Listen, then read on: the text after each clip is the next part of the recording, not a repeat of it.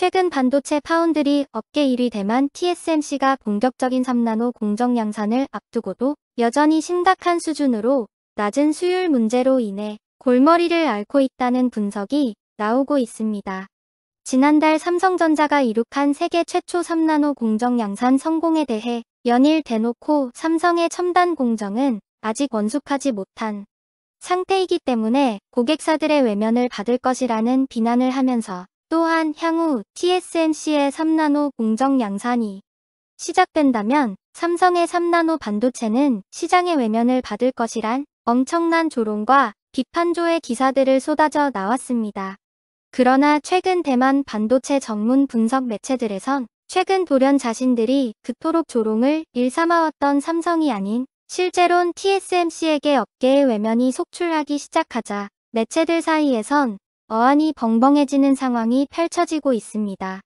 게다가 삼성전자는 그러한 근거 없는 말에도 묵묵히 2024년 양산을 목표로 개발 중인 3나노 2세대 공정의 놀라운 개발 진척 상황을 공개하면서 복수의 대형 고객사들을 이미 확보했다는 선언으로 인해 현재 전 세계적으로 엄청난 화제가 되고 있는 상황입니다. 이에 따라 업계에선 세계 1위 파운드리 업체인 대만 TSMC의 위상이 급격하게 흔들리고 있다는 분석까지 나오고 있습니다. 게다가 더욱 심각한 문제는 최근 중국과 대만의 갈등이 최고조에 이르렀다고 할 수 있는 매우 중대한 시점에서 대만에 대한 도발과 폭언을 일삼던 중국 관영 매체들이 돌연 한국에 대한 기존의 강경론을 다급히 회수하기 시작했습니다. 또한 이례적일 정도로 충격적인 화해의 메시지들을 잇따라 쏟아내기 시작하자 대만은 혼란 속에 빠지기 시작했습니다. 지난 8일 시장 조사기관인 트렌드포스에서 최근 TSMC가 3나노 양산을 위한 생산시설 확장 계획이 매우 심각한 차질을 빚을 수 있다는 폭탄 선언을 전했습니다. 매체는 앞서 인텔이 자사의 차세대 CPU인 메테오 레이크에 들어갈 그래픽 엔진의 생산을 TSMC에게 맡겼었지만 최근 돌연 인텔이 주문 물량의 대부분을 취소하고 오직 제품 검증을 위한 소량 생산만을 요구해 엄청난 논란이 되고 있다고 전한 바 있습니다. 인텔의 메테오 레이크의 양산 일정은 올 하반기에서 내년 상반기로 연기됐다가 다시 내년 말까지 연기되어 버리는 초유의 사태를 맞이한 상황입니다. 트렌드포스는 TSMC의 향후 생산 확장 계획에 매우 큰 영향을 미치게 되었다며 TSMC의 2023년 지출 규모 캐펙스가 올해보다 현격하게 줄어들 수 있다고 전망했습니다. 한 가지 재미있는 사실은 앞서 삼성의 세계 최초 3나노 양산 성공에 대해 가장 신랄한 비판과 조롱을 일삼아왔던 대만이 전문 매체 디지타임스는 불과 얼마 전까지만 해도 애플과 퀄컴, 엔비디아에 이어 인텔까지 TSMC의 3나노 공정 사용을 막기 위해 줄을 서고 있다는 보도를 전했다는 겁니다.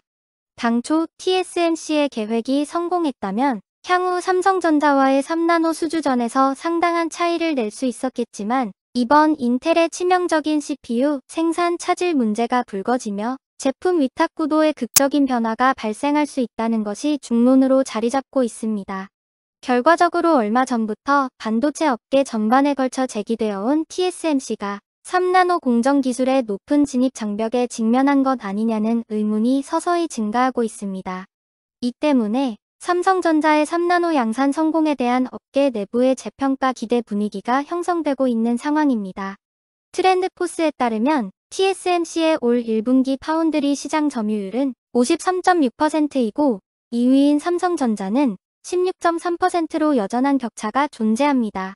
하지만 이번 TSMC와 인텔의 문제가 삼성전자의 3나노 양산이 TSMC와의 격차를 줄이는 데 결정적인 계기가 될 것으로 전망하고 있습니다.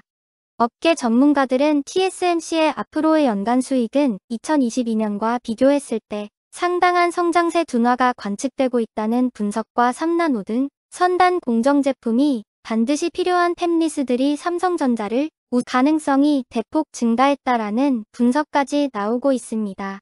특히 3나노 1세대 공정에도 애를 먹고 있는 TSMC와 달리 최근 열린 삼성전자의 2분기 실적 발표 컨퍼런스 콜에서 무려 3나노 2세대 공정 양산에 돌입할 것이라는 자신감을 내비쳤습니다.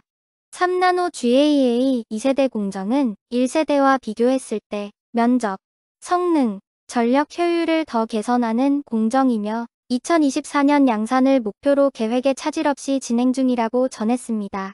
결정적으로 삼성전자는 특히 모바일 응용처에서 복수의 대형 고객사를 이미 확보한 상태라면서도 다수의 HPC 고성능 컴퓨팅, 모바일 고객과 수주 관련 논의를 하고 있어 규모는 더욱 확대될 것이라는 자신감 있는 발언을 쏟아내 기대감을 높이고 있습니다.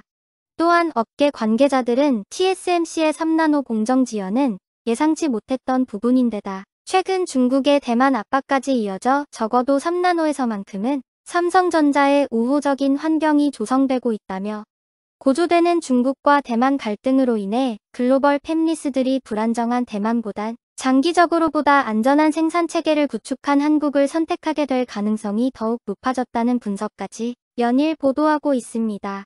이처럼 글로벌 반도체 패권 경쟁에서 삼성에게 점차 웃어주는 상황으로 가는 가운데 최근 중국 관영 매체가 중국답지 않게 한국에 보인 이례적일 정도로 파격적인 행보로 인해 현재 엄청난 주목을 받고 있는 상황입니다. 9일 중국 관영 매체 글로벌 타임스에 따르면 미국 주도 반도체 공급망 협의체 치포에 한국이 가입할 가능성이 큰 것으로 관측된다고 보도했습니다. 현재 중국에서 한국의 가입을 막을 수 없다면 더 이상 한국의 압박만을 가할 것이 아니라 어떻게 해서든 한국을 통해 이득을 얻어야 한다는 목소리가 제기되기 시작한 것이었습니다. 매체는 한국이 글로벌 반도체 공급망에 이바지하고 있는 점을 미루어 볼 때 미국이 짠 치포에 부득이하게 합류해야 한다면 그곳에서 균형을 잡고 시정하는 역할을 하기를 국제사회는 기대한다면서 너무나 중국 위주의 갈망이 가득 담긴 기사를 게재했습니다.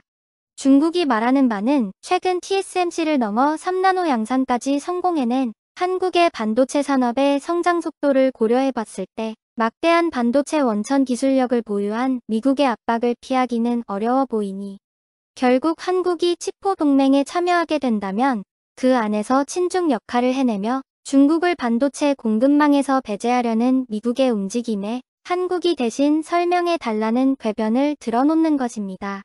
거기에 중국은 한술 더 떠 중국의 기술 분야 전문가인 샹리강은 해당 매체를 통해 한국이 결국 치포 회원국이 될 가능성이 크지만 치포 내 여러 현안에서 대미대항 세력이 될 가능성이 매우 크다면서 한국이 중국의 반도체 시장을 탄압하려는 요구사항에 저항할 것이라고 전망했습니다. 너무나 중국 당국의 희망회로가 섞인 소리일 뿐입니다. 여기에서 한 가지 재미있는 사실은 앞서 글로벌 타임스가 지난달 18일 논평을 통해 한국의 치포 참여 문제에 대해서 만약 한국이 미국의 압력에 굴복한다면 득보다 실이 클 것임은 분명하다는 강경한 논조로서 한국에 대한 수위 높은 경고와 압박을 서슴지 않았다는 것입니다. 그런데 그로부터 겨우 약 20일이 지난 시점에서 중국 당국의 스피커라고 할 수 있는 중국 관영 매체가 돌연 한국의 치포 가입을 되돌리기는 상당히 어려울 것이기 때문에 치포 내부에서 중국 측에게 유리한 협상 조건을 이끌 수 있도록 조율자 역할을 수행해 달라는 간곡한 애원에 가까운 메시지를 전하고 있었던 것이었습니다. 물론 이는 한국 반도체 수출의 매우 높은 대중국 의존도와 중국 내 다수의 한국 반도체 생산 공장들의 존재 등으로 한중 반도체 산업이 중국과 긴밀히 엮인 상황에서 한국이 치포에 가입하면 미국이 중국을 반도체 공급망에서 배제하려 할 때 그것을 막아서는 역할을 할 것이라는 역발상의 기대가 존재하는 것으로 풀이되고 있습니다. 그러나 현재 중국이 불과 20여일 만에 한국에 대한 기존의 강경론을 모두 폐기하고 돌연 이례적일 정도로 저다세를 띠고 있는 점은 웃음이 나오게 됩니다. 최근 중국 외교부 자오리젠 대변인은 정례 브리핑에서 직접 통계까지 찾아들며 반도체만 놓고 봤을 때 한국은 지난해 수출한 반도체의 60%가 중국 시장에 수출되고 있다. 장기적인 이익을 고려해봤을 때 미국이 주도하는 치포 동맹에 가입하는 것은 경제적 자폭 행위라는 치포 반대의 목소리를 내놓았습니다. 그러나 이를 반대로 말한다면 당장 중국 역시도 한국의 반도체 영향력이 급감한다면 엄청난 타격이 불가피하다는 말이 되는 것입니다. 중국은 현재 반도체 자금률이 여전히 10% 수준에 그치며 그마저도 공정 수준이 매우 떨어지는 저급한 반도체만을 겨우겨우 생산해내고 있습니다. 물론 최근 중국 SMIC가 7나노 공정에 성공했다는 보도가 나오긴 했지만 다수의 업계 전문가들은 중국의 반도체 기술력이 발전한 것은 사실이지만 기술적 발전이 실제 양산과 직결되는 것은 결코 아니다라면서 선을 그었습니다. 또한 과거 SMIC가 겨우 14나노 공정의 수요를 안정화시키는 데에만 무려 7, 8년이나 걸렸던 것을 지적했습니다. 특히 거세진 미국 측의 반도체 대중국 압박과 더불어 14나노보다 훨씬 더 정교한 공정 과정을 거치는 7나노 반도체의 수율과 가격을 안정시키는 것은 결코 다른 문제라고 분석합니다. 이처럼 중국은 여전히 반도체 자급률이 현격하게 낮은 상황에서 자신들을 완벽하게 배제하겠다는 반도체 치포 동맹이 출현할 경우 불과 몇 달도 채 지나지 않아 중국 IT 산업 전반에 걸친 사실상 사형 선고가 내려진 것이나 다름이 없게 되는 것입니다. 이에 대해 최근 홍콩 SCMP 사우스차이나 모닝포스트 역시 중국의 반도체 위기에서 한국이 차지하는 비중이 워낙 높다면서 지금 현재 중국 내에서 생산되는 삼성과 SK 반도체를 제외한다면 중국은 결코 반도체 자급률 목표치를 달성할 수 없을 것이라고 분석했습니다. 한 발 더 나아가 치포 동맹이 힘을 합쳐 중국을 따돌리고 기술 연합을 하면 후발주자인 중국이 홀로 이를 따라잡는 것은 거의 불가능에 가까워집니다.